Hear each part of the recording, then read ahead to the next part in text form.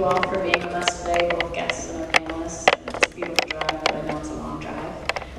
So this summit has evolved out of our Housing Needs Assessment that Greg will give a presentation on in a few minutes.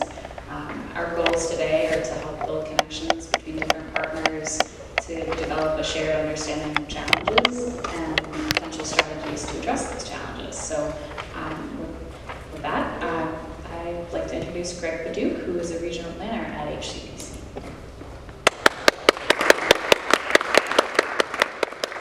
Thank you. Too much applause. Thank you, everyone, for coming today. We really appreciate it. I'm half tempted to cancel it so we can all hang out in the park for the rest of the day. But since we're all here and our brains are on, we'll keep going. First off, I have to say a big thank you to our sponsor, Bar Harbor Bank and Trust, as well as Department of Economic and Community Development and Housing Opportunity Program. They're the ones we've been getting a lot of our housing funding through that help produce our assessment, help host this conference summit, and all the other work that we've been working on. Avery established kind of the 3 goals of the day. And so as we go through the day, kind of just keep those in mind as we're having our discussion. We're all here. Everyone's willing to talk to each other and share ideas. And so don't be afraid to talk to the person next to you, talk to the person behind you as the day goes on. Our first Housing Opportunity Program grant resulted in the production of our Countywide Housing Needs Assessment. We published it right at the beginning of this year, and I spent most of 2024 working on it, probably much to the chagrin of Avery, but it was important work to do, and I think it was the first time in quite a while that just a comprehensive review of the housing market and all the other factors that affect housing have been put in one place. So the genesis of this assessment was to put all of it down in writing and have all this information readily available so we can continue to use it as we move forward to reach our housing goals and use it to help us get funding to reach housing and use it to identify housing partners. And so kind of doing this presentation is a way to establish what has happened and is currently happening. And then the rest of the day will be kind of looking forward into the future. How can we use our knowledge to solve problems that we've identified? And so this is going to be a relatively high-level overview. The assessment itself is on our website. We'll be sharing it out afterwards along with all the other materials and things we talked about today. It's quite lengthy, so I won't get super in-depth on things, but hopefully you might have some questions we can talk about when this presentation is done. Otherwise, I'll work my way through it and we will talk about it afterwards. So the assessment itself has several different sections, and I'll go through some of them here, but not just housing, but factors that influence housing and factors that are influenced by housing. So the whole entire assessment kind of just tells the housing story is how I saw it. Established with the current demographics of the county, it did grow slightly between 2010 and 2020. Is projected to continue to grow by 2030 by another 1.6%. To roughly 57,000 residents by 2030. And as you can see by the figure on the right, that growth is correlated with aging. As the darker shades, which are the older demographic, you see those numbers and sizes get a little larger, the younger population gets a little smaller as we continue to go on through the next 5 or 10 years. Individuals 65 and over are projected to comprise close to a third of the Cobb County population by 2030. And just under half the county population is projected to be 55 and over by 2030. Households themselves are also projected to increase, although not as quickly as they have in the past. It's projected to be just under 26,000 households by 2028. in the assessment itself, there's a lot more information on population density, education, student enrollment, birth and death trends, race, poverty, a whole lot of other demographic information in the assessment. The economy section, you can go into detail on employment, unemployment rates. There's more in-depth conversation on industry-specific growth. But I just wanted to highlight here a few things. Doing this work, I was not entirely surprised, but it was really interesting to see that nearly a third of the county employees work in either the retail trade industry or the accommodation and food service industry. Again, kind of tied to the hospitality and recreation economy that a lot of our county thrives on. And a lot of those occupations, getting into the specifics, fall below $40,000, which your single-person household makes it relatively difficult to find something that's affordable. Even a two-person household, you might have struggles finding something, especially if it's a home. You can see the chart on the bottom right shows the change since 2000 in median income compared to the change in the median home price. There's always been a little bit of a gap, but really since the last 5 or so years, that gap is starting to widen. So definitely something to take into consideration. And the figure on the top left shows the top 5 industries in the county and how they compare to those percentages statewide. As you can see, retail trade, accommodation, food services are the top 2 in the county. A little less reliant around the state. Related to affordability, we calculated the maximum affordable home price and the maximum affordable rent for the various occupation groups that we identified through the Center for Workforce Information and Research. And just over half can't affordably purchase a home that's over $200,000 based on their current average annual wage. So also something to keep in mind as we move forward.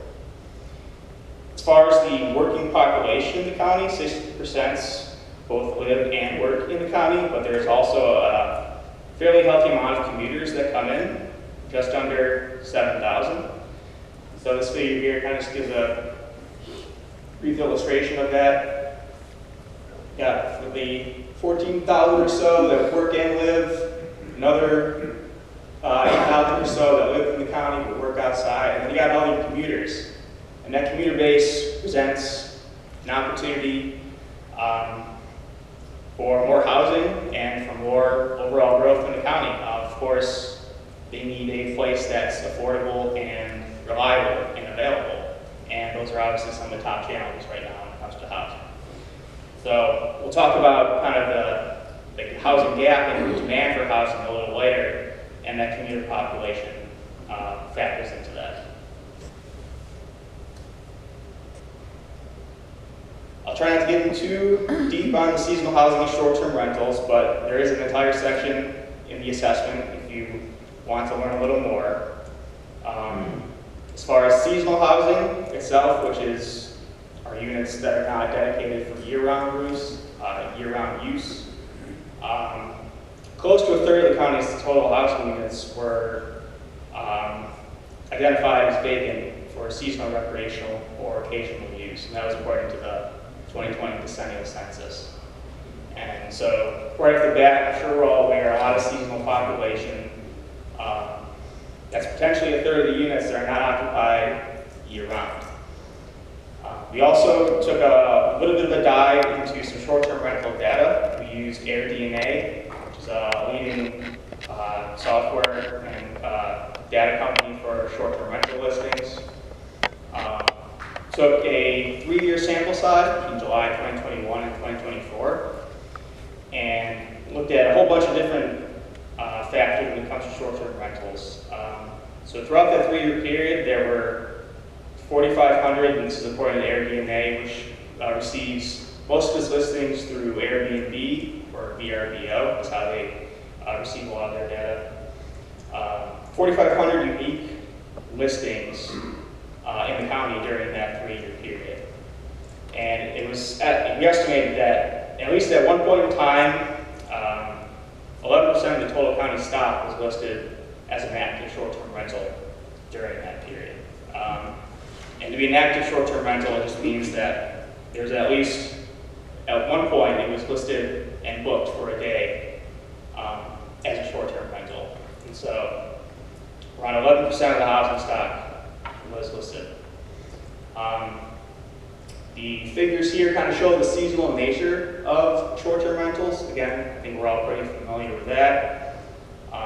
Monthly listings, revenue, occupancy, daily rates, all peak in the warmer summer months that we're just starting to tailor out of. Most of the rentals that were listed are entire homes, a fairly healthy mix of 1, 2, and 3 bedroom units that were listed. Around 40% were listed as available between 91 and 180 nights, which is a quarter to half of the year. A lot more other information on short-term rentals in the assessment itself, if you are so curious. And we have a breakout room session later this afternoon where we'll talk about managing seasonal rentals and how they're impacting year-round housing market and development itself. The way AirDNA breaks out their short-term rental data is into larger markets and then into sub-markets. From there it goes into specific properties, but AirDNA divides Hancock County into 15 different sub-markets. The index itself, if you're not familiar, is based on a ratio of the price affordable to the median income to the median home price. So any ratio over 1 is affordable, a number below 1 is unaffordable. In 2023, the index in Hancock County was at 0.51. The median price home was $405,000. In the research that we did, or I guess according to the main housing homeowner affordability index, that ratio has been below 1 ever since 2000. And you can kind of view the trend at the bottom right there and how it relates to the state. The state itself has been in a pretty similar situation. And the chart at the top right there gets a little more into the actual median home price versus the price that's affordable to the median income. The gap was close for a little while, but relatively recent years it's starting to widen, home price shooting up, and now the affordable home price is starting to move in the opposite direction. Considering Washington County as well, a little bit more affordable over there, index of 0.65, and historically their homes over there have been a little more affordable, but the entire Downey's region, along with the entire state, is still struggling with how to meet affordability. Looking at the median priced home in all the towns that had an index in 2023, over 2/3 of the households did not afford one. The average gap was around $68,000 between the affordable price and the median price. That gap obviously larger in some towns than others. You can see, Castine, Mount Desert, your island towns. Gap's a little higher. I apologize for that. And you can see the table on below, just the trend of the index in the last several years. Slowly trending down. We're all trying to fix it. As far as renter household, they have an affordability index for renters as well, but they stopped doing that in 2020.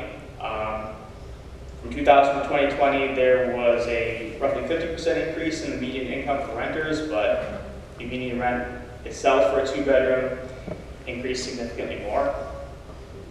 In the multifamily survey that I conducted, looking at market rate units, the average price for a 1-bedroom was just under $1,000, 2-bedrooms $1,400, and then 3 bedrooms, which there weren't a ton of, as I mentioned, a lot of 1-bedrooms in the county, but those were listed for over $2,000 per month. Households in the county struggling with cost burden. If you're not familiar, a cost burden household, they're spending 30% or more on housing costs. right around 22% of owner-occupied households are cost burdened, and just under half of renter-occupied households in the county are cost burdened. There's also a percentage that are severely cost burdened, which means they're spending 50% or more of their income on housing costs. And the figures here kind of visualize that a little bit. Renters earning below $50,000 severely more affected. Even your owner-occupied homes that have lower incomes, a fairly significant percentage that are cost burdened. Looking into future demand, we used, I guess back in 2023, the state produced a housing production study. They provided target goals for the entire state, broke them into 3 different regions throughout the state, and then they broke it down as far as the county level. And so those are the estimates that we kind of went with to account for future demand. And in the state study, they stated that Hancock County, between 2024 and 2030, needs between 3,400 and 3,700 additional units. That accounts for historic underproduction and future need. And they provided a target timeline, I suppose, as far as how to reach that goal. No updates in the near future, at least, about how these goals are being reached, but obviously work is in progress. You kind of get a baseline idea for how that demand breaks out in Hancock County. I used HUD income limits to kind of break down the different income levels for households. And then by using the current owner to renter ratio, as well as the most recent income distribution data for Hancock County, slotted those, used those 3,400 units for the low estimate and 3,700 units for the high estimate. So again, just give a baseline idea of how many units are needed per income level and how many are needed for owners and how many are needed for renters. And when you get into the assessment itself, it notes that there are several different factors, of course, that influence demand. Household change by age, units that are substandard, households that are cost burdened, that commuter support, and units to require just a balanced housing market. All of that will likely shifts the amount of need for lower incomes and higher incomes. And so more detail in the assessment itself, but this just helps provide a baseline of where to start and maybe some initial target numbers. So we can look at development over the last 10 or so years, primarily single family and single unit housing is how it's trending, and multifamily varies by year and by project size. At the time of doing this study, there were over 150 potential for sale units and over 200 potential rental units in the development pipeline. How all of these projects have progressed so far, I've not double checked, but there were at least housing units in line, and that's not counting any sort of individual permits for single family homes or smaller duplexes and things like that. So I'm looking at the last 10 years. Permits that have been issued have trended upwards. I think as we all become aware of the need for housing and as the state has become more forward with incentivizing housing, we hope those trends will continue. More information on development, real high-level overview of the construction histories and the assessment as well, and some more information in there. This is just a screenshot of a web application that our awesome GIS specialist Addison helped produce. It's an interactive map that you can use to zoom in to identify both development opportunities and development constraints. And hopefully putting all these different pieces together, like the yellow on the map is growth areas. We identify where there's existing public utilities, be that water or sewer, and where there are current development constraints, which include shoreline zoning, conserved land, areas affected by sea level rise. And when you use the interactive map, Putting all these pieces together, along with some other factors, there's another tool as well that visualizes all the community services in the county and all the public transportation stops in the county. So our thought was putting all this together using some additional information and help identify some areas where housing not only makes sense, but can happen given the interests of the town, the access to utilities, and development constraints.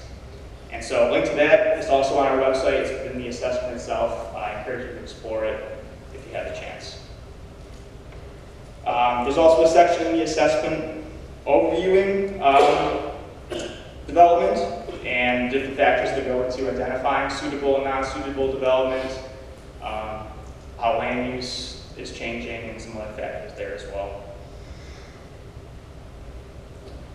As part of this, there's a table in the assessment where we identified some priority action areas.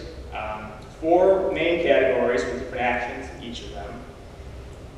One action, capacity and resource building, establishing partnerships with local and regional state entities, establishing local metrics to really put some numbers to the work and how to use them to move forward, establishing and identifying policies, programs, incentives, and tools to set the conditions necessary to encourage housing growth, and creating a developer ecosystem, providing support to new and existing development partners. And one of the actions for our developer ecosystem was to host a summit, which we are doing today. One step towards many, but these actions in here are some ideas and some ways to keep the conversation going and keep things moving forward. And then we also conducted a household survey as part of the assessment. Did some outreach for several months, got over 600 responses, between 34 out of the 37 municipalities were represented in the survey. So we thought it was a fairly decent representation. I highlighted a few questions here just to give an idea of the thoughts of county residents. We asked who was difficult to find suitable housing. 77% stated yes. When asked why, pretty traditional reasons: not affordable enough, not enough housing, lack of year-round housing. We asked if they have experienced or are currently experiencing any housing-related issues. A fair amount said they weren't, which is great to hear. Others noted that they have been cost burdened or cost burdened in the past. 10% said they had moved with family or friends. Another small percentage didn't have enough for a down payment or a deposit, credit score, and then 5% said that they were experiencing substandard housing.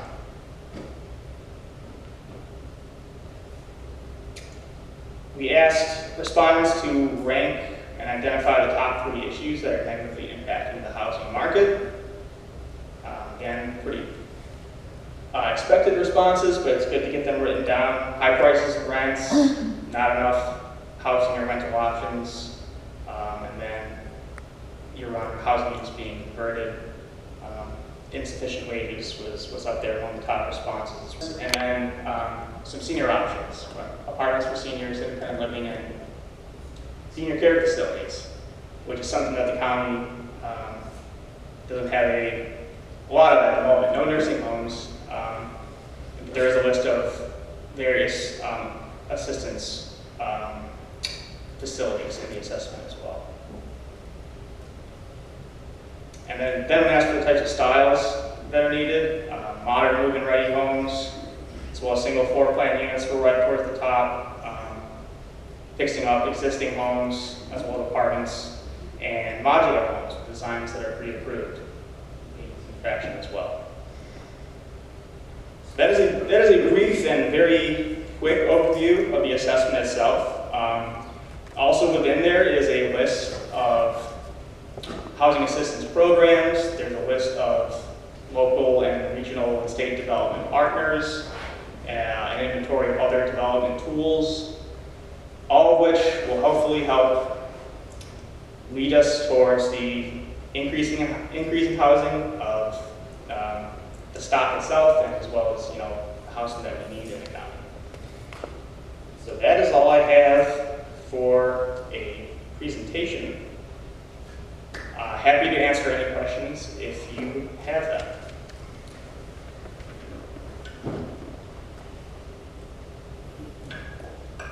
You do have a microphone.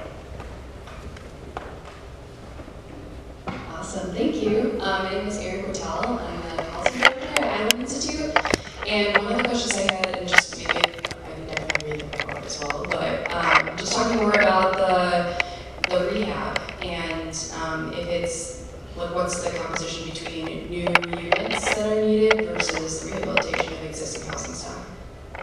As far as the needs of rehab units? Yeah, the availability and then how that interfaces with the new units needed to accommodate the population. That's a great question. I don't think we did a super deep dive on getting into that new units versus rehab units. We identified units that are substandard, which were essentially lacking water or lacking beaching facilities or facilities. So that kind of helps tie into that, but I think further studying that and identifying responsibilities. I know we initially, at some point, maybe talked about doing some sort of blight assessment in the county or identifying properties that are substandard or might need to be redeveloped. Or I will say also in the assessment there is a list of redevelopment opportunities, existing buildings and structures that were listed as for sale, potentially be purchased and converted into housing. But I guess no direct answer to your question. That's a great way to continue though. Thanks.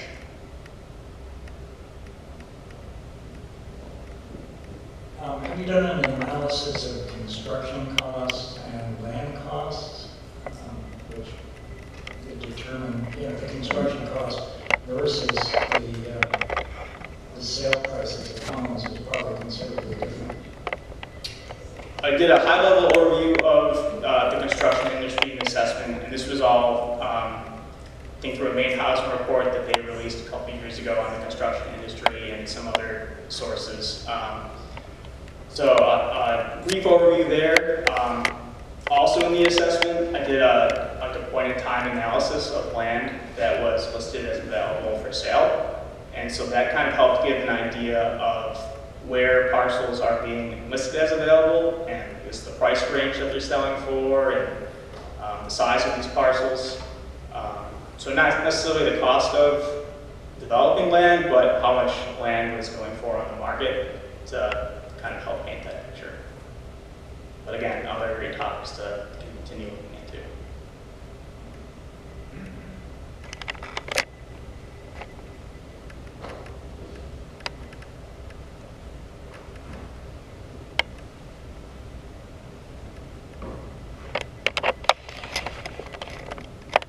Do you survey or talk with either town planners or government officials in each town what they're working on and what they see about what their needs are, as opposed to individuals?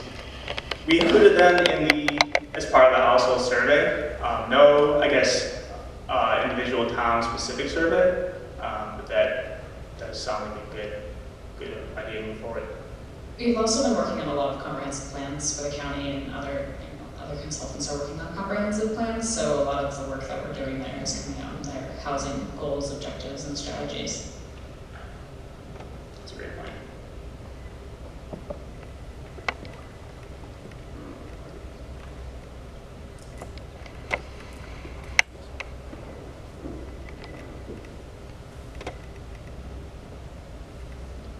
Jim Fisher, Town of Deer Isle. I would start with a brief comment to one great presentation. Thank you. And on this last slide, I'm struck by mobile homes being at the bottom of this list when clearly they are the predominant form of low-cost housing right now appearing in rural Maine. So it's a little surprising. We have to wonder about who did the survey and whether they are biased towards the higher-end brand-new housing versus what actually people are doing. On a different tangent, though, this is an interesting time that you did this survey because COVID changed everything.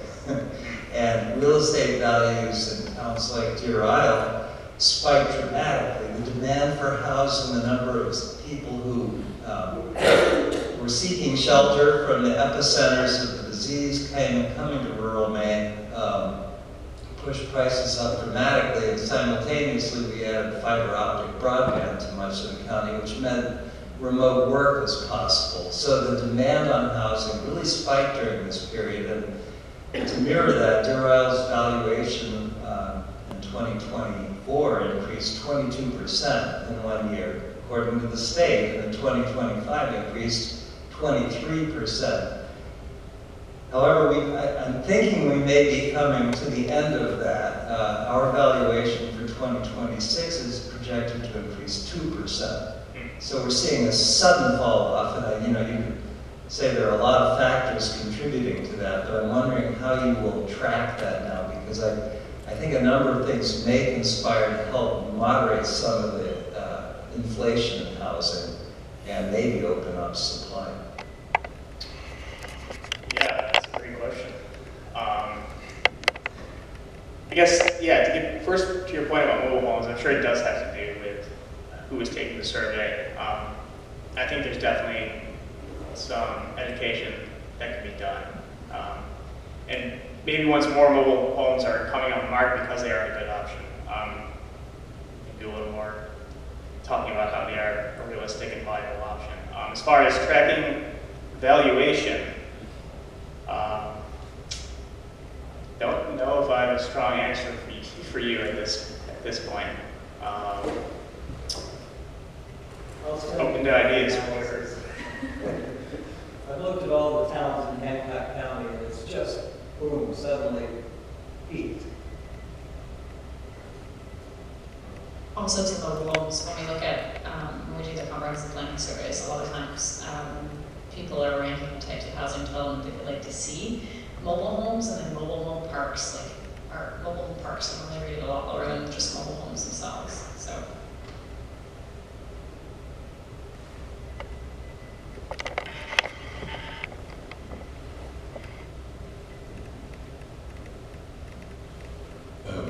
For me, the presentation put an exclamation mark kind of like on all the things that we've been feeling. Like we didn't have the exact data that things have become increasingly unaffordable and that people are under more pressure, housing pressure than ever. I keep asking, are there examples of a situation like this where there's tremendous pressure in the housing market?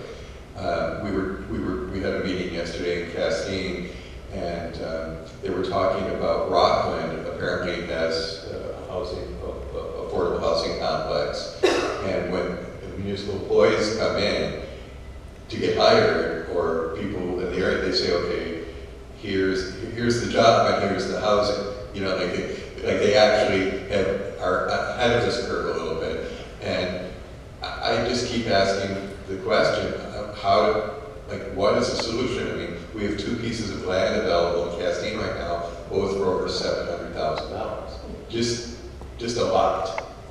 And how do you begin to unravel this problem when building costs are so high, land costs are so high? There's no obvious easy answers. And I guess my question is does anyone here have models that could be transplanted into the county, because we have to figure out some kind of solution.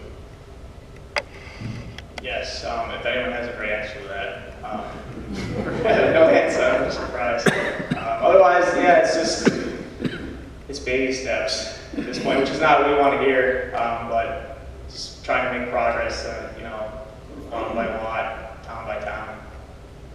Do we have some folks here from housing trusts? Sorry, could you raise your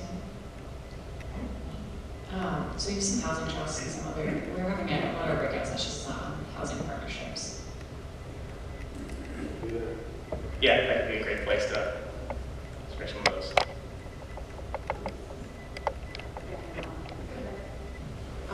At the Affordable Housing Conference a few weeks back, there were a few really interesting ways to use donated given the use of land, that could take 20% or 30% off the cost. And I think focusing in on some ways to modular and increasing the size of certain types of building units can make a very significant difference in terms of cost. And then that makes it more affordable to like some kind of public-private partnership development or the housing trust or whatever. Maybe really focusing in on what kinds of developments can be done to really cut down and carve out some of those cost constraints. It would be an interesting discussion. Thank you. Okay.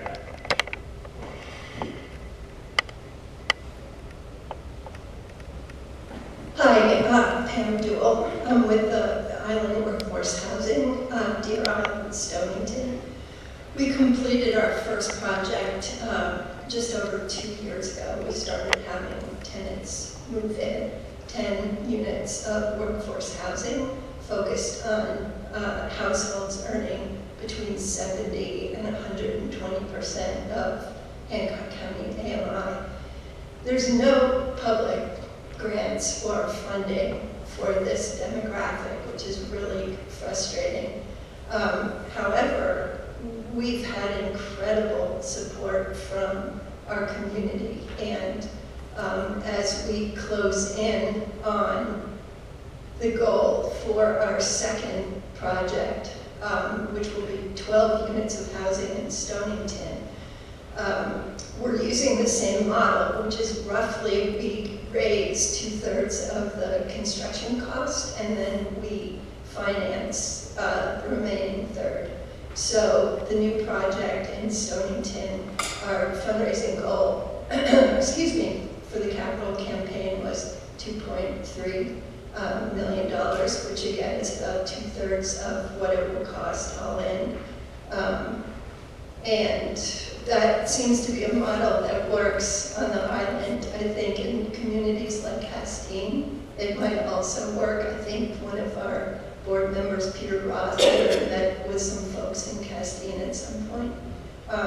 So it's interesting. I think, not having sufficient workforce for the restaurants and all of the boat yards, stern men, everybody has an impact from that, and so the community seems pretty willing to help trying to solve it. So might be something to look into.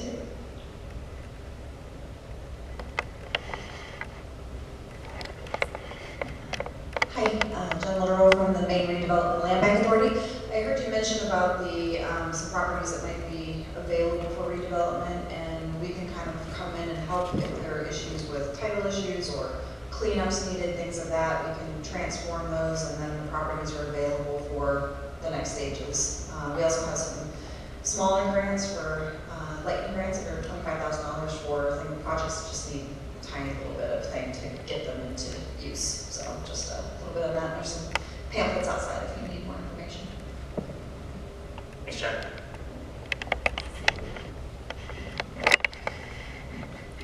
So you mentioned you were also working on comprehensive plans, and I'm curious how the two have sort of cross-pollinated the conversation. So, for example, in terms of prioritization of where the housing is going to be, has that informed the study at all? I'm thinking either through like planning or zoning, or certain areas that are to be protected versus other areas that are designated for growth. Yeah, housing projects that come out of comp plans, one of them, the most recent example is we're working with the town of Sullivan. We got a housing opportunity program grant. Through the comp plan, we identified one parcel that the town owned that they were interested in putting housing on, and so the housing opportunity program grant is about how much and what type of housing and what it would take. And so we also have a similar conversation in Goldsboro, working with the Maine Coast Heritage Trust. So I think a lot of times the biggest thing that I'm seeing coming out of those conversations is where we put housing, and is there town-owned land or other publicly owned land that might work for housing. Yeah, I'm going to add that. Honestly, we established the growth areas in the plan, and so that's an initial indication of where they want growth to happen. And then again, through some of the other tools that we've identified as far as utilities, and we'll have some other information coming out in the coming year about possible sources of utilities for areas that don't have public water and sewer. So that's all part of the process.